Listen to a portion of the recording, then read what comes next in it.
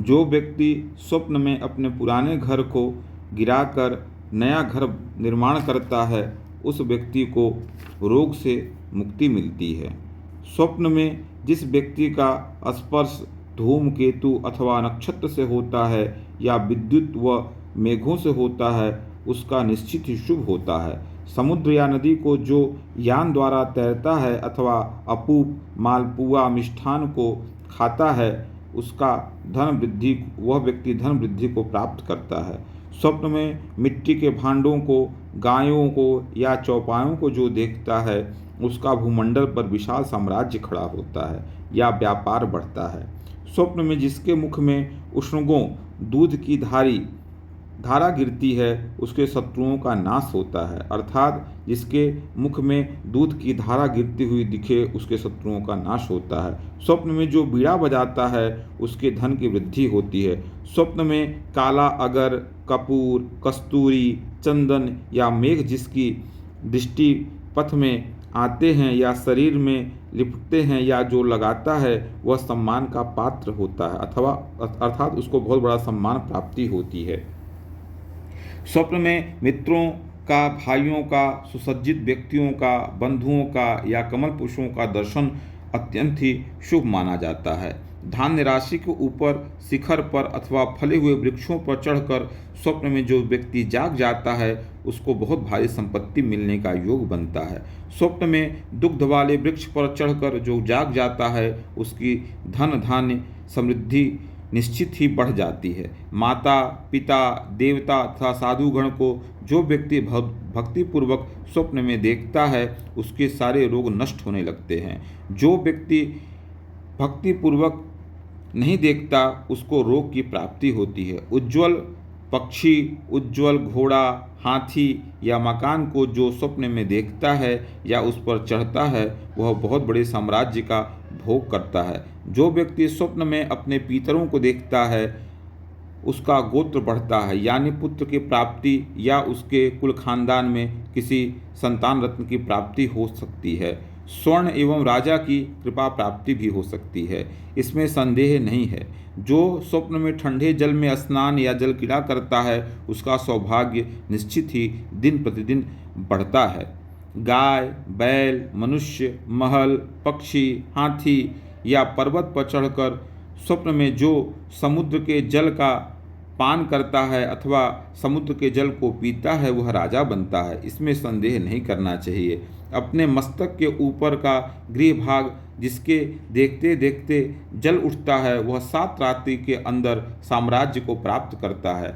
जो व्यक्ति स्वप्न के बीच में इंद्रधनुष, सूर्य रथ तथा भगवान शंकर के मंदिर को देखता है, उसका धन बहुत तेजी से बढ़ता है या उसके धन में अभिवृद्धि होती है। जो व्यक्ति स्वप्न में परकोटा, ध्वजा या छत्र को देखता है, उसका धन धान्य तथा संतति अभिवृद्धि होती है। स्वप्न में जो व्यक्ति स्वप्न में पंछी, हरिण, शंख, मछली और सीपियों को हाथ में लेता है, वह धनवान होता है और सुप्रसिद्ध होता है। जो व्यक्ति स्वप्न में पृथ्वी को ग्रसता है और अथवा पुल को बांधता है, वह बुद्धिमान पुरुष संपत्ति को प्राप्त करता है। जो व्यक्ति स्वप्न में चतुरंगिणी सेना देखता है अथवा अपने को मरा हुआ देखता है, उसकी संपत्ति का नाश कभी नहीं होता, ऐसा स्मृति कहती है। जो व्यक्ति स्वप्न में मोती, मूंगा या कपर्दिका, कौड़ी प्राप्त करता है, उसको शीघ्र ही धन लाभ होता है।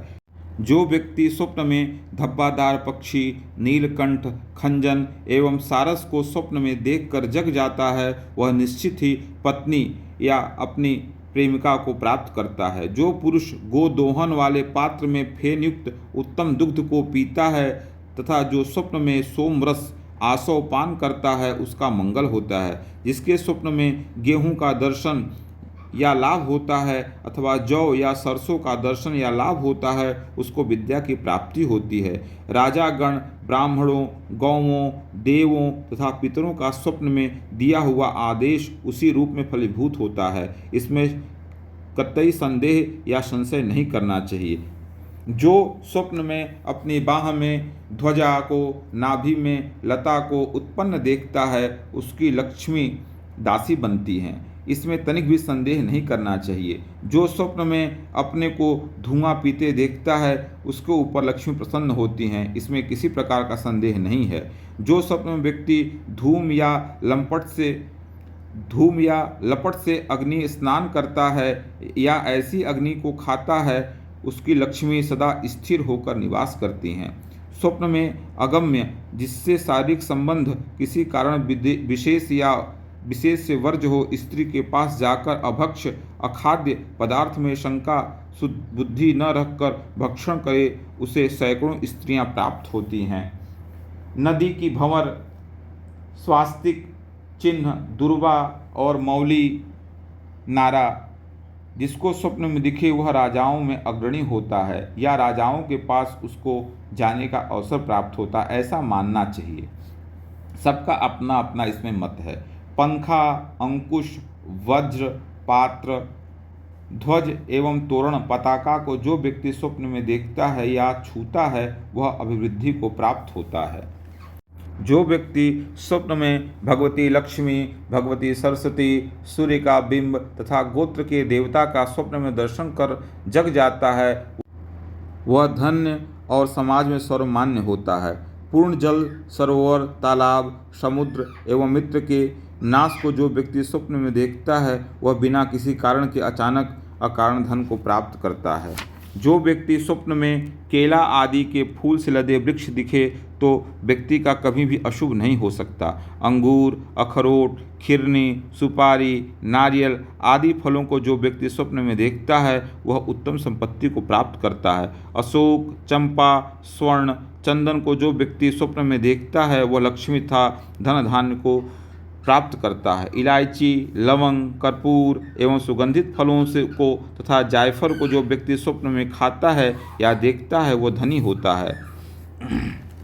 लौकिक व्यवहार से जो पदार्थ प्रायशः शुभ माने गए हैं वे जरूरी नहीं कि स्वप्न में भी शुभ फल ही दें, लेकिन शुभ पदार्थ सतपथ साधना इत्यादि में शुभ फल ही देते हैं। लोक व्यवहार में कोई अशुभ पदार्थ स्वप्न में शुभ फल देते हैं। अशुभ पदार्थों का स्वप्न दर्शन मनुष्य के लिए विरोधी नहीं है, क्योंकि लोक में जो अशुभ है वह स्वप्न में अशुभ नहीं होता। नारायण की रचना होने के कारण अशुभ पदार्थ स्वप्न में दिखने पर भी शुभ भाव को ही प्रकट करते हैं। शुभ स्वप्न प्रकरण के पश्चात आइए अब अशुभ स्वप्न के फल को ही विचार करते हैं। स्वप्न में जो मनुष्य हंसता हुआ, नृत्य करता हुआ, लंबे चौड़े तथा बाल रहित मनुष्य को जो व्यक्ति स्वप्न में देखता है वह 2 मास तक जीवित रहता है।